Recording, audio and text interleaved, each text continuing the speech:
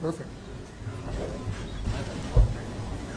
Well, thank you very much, Steve and Cheryl, for that much too generous introduction.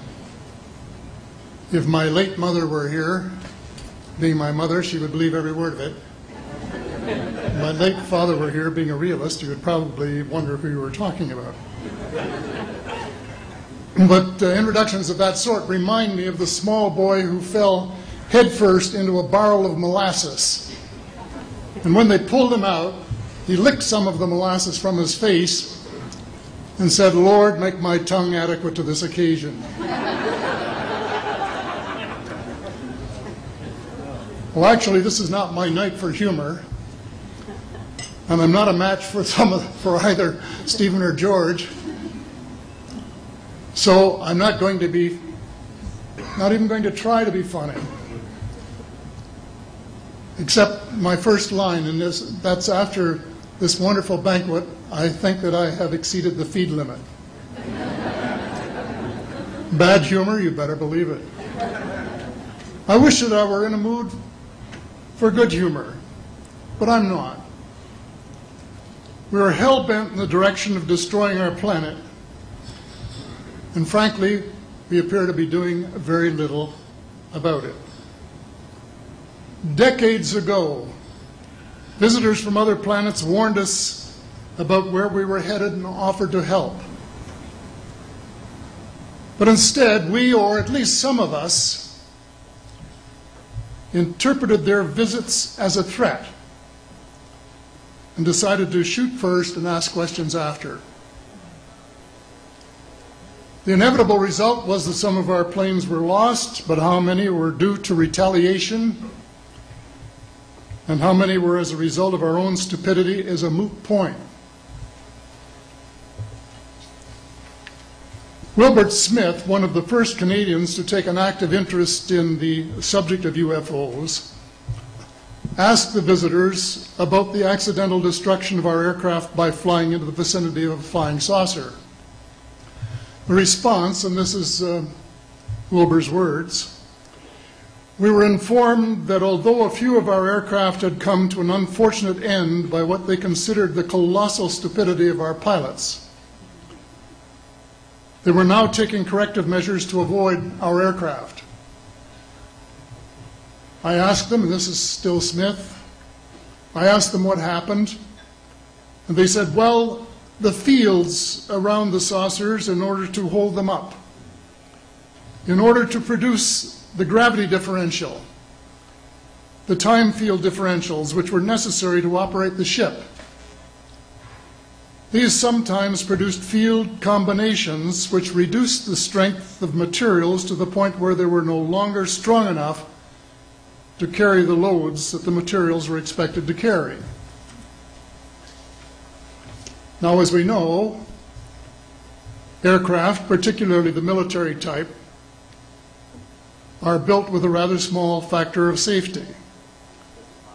And in these regions of reduced binding, the materials are no longer strong enough to carry the load, and the craft simply comes apart.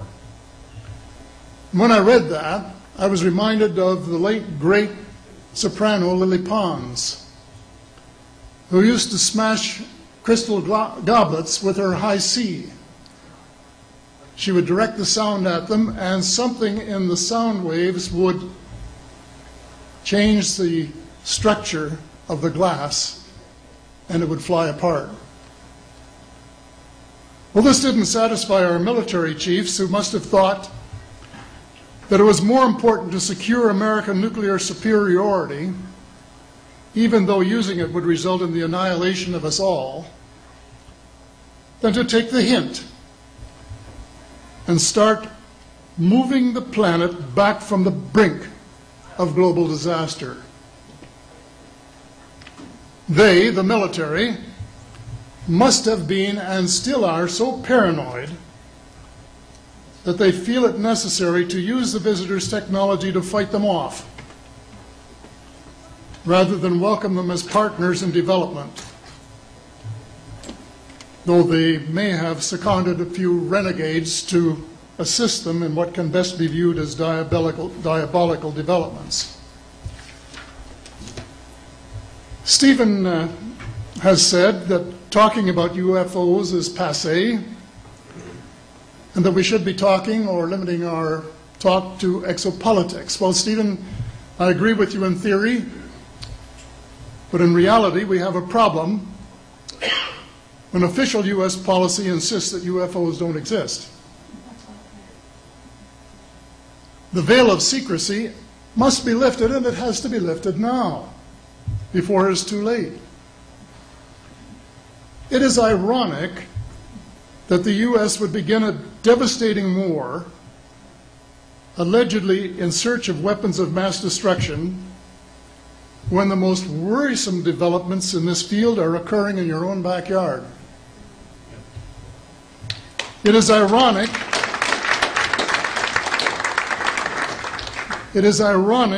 that the U.S. should be fighting monstrously expensive wars in Iraq and Afghanistan, allegedly to bring democracy to those two countries, when it itself can no longer legitimately claim to be called a democracy, when trillions, and I mean thousands of billions of dollars, have been spent on projects about which both the Congress and the Commander-in-Chief have been kept deliberately in the dark.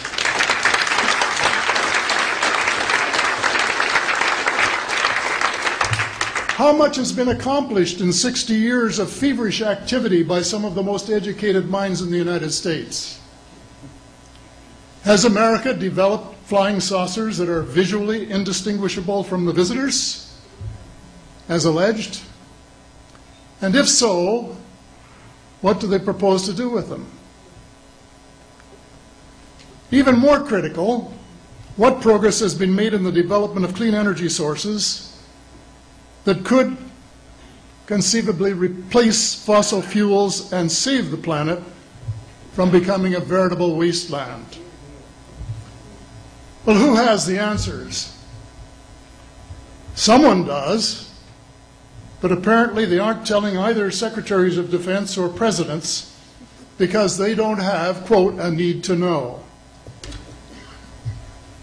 In a story told by Dr. Stephen Greer, President Clinton was asked a question by White House reporter Sarah McClendon about why he didn't do something about disclosure.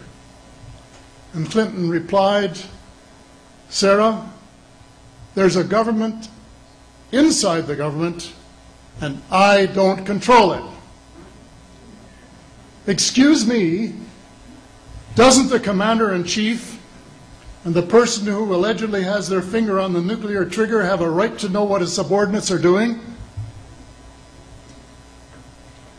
The people of the United States who have paid the bills have the right to know. The people of the world demand to know because it is our descendants too whose lives are in mortal danger.